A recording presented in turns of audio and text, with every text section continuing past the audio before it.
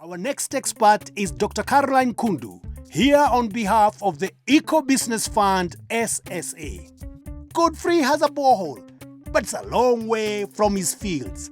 So, he has to carry water by hand to this small tank to irrigate his crops. Let's hear from Caroline whether there is a better solution. Dry season is a problem, but when it rains, I get water. But when I want to plant in a dry season, I do get water from far end. Sometimes I use the wheelbarrow to carry the water. Wow. But that water is not sufficient enough.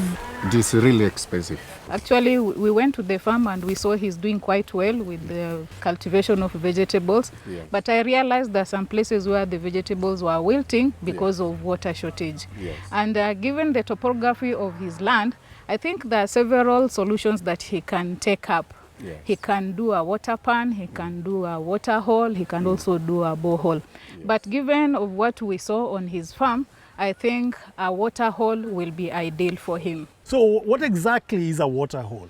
A water hole is just a place that you can dig, the lowest place of the land, and then water will collect from surface runoff whenever there is rain. So water will always collect there, and the farmer can use the water to irrigate his crops. It will be near where he's doing his crop, so he will not have to cover that distance of bringing in water, and he will cut down on labor.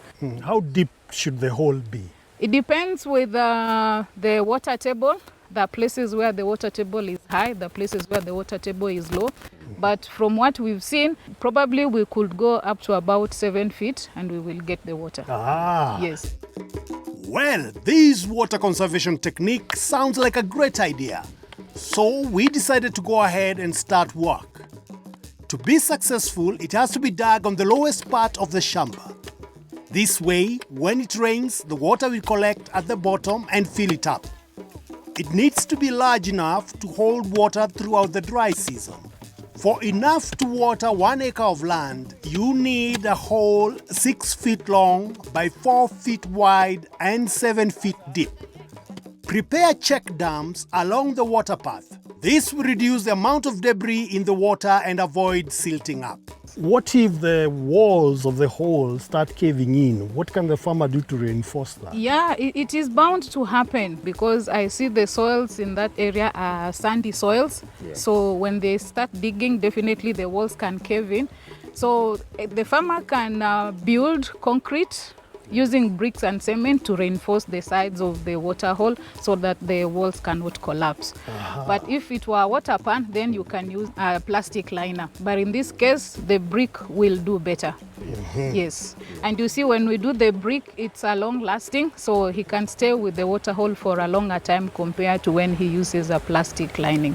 Wow. Yes. Wow. A hole like this with bricks on the sides takes about 6 men 3 days to build. But it's a great investment because the Scouties will get a better yield from their crops and save time and labor as they no longer have to carry the water here. Now let's talk about when it's finished. Basic rules that the farmer should follow when the whole thing is finished. First of all, since I'm assuming he will not be there throughout, so that area needs to be protected. So he has to erect a fence around it and probably leave a small gate as an entrance where they will be using to get the water. So the area must be secured. It must be secured to avoid maybe children that can be playing around there or animals because they're likely to fall into the water hole and it can be a disaster. Apart from that, is there anything he needs to do to maintain the hole nicely? Probably routine maintenance, desilting the water hole whenever probably silt has collected in there and ensure that the water is retained. And the work is finished. Well done. If the water hole is looked after, as Caroline suggests, I think Godfrey can expect years of bumper harvest with all the water he's going to be able to give his crops.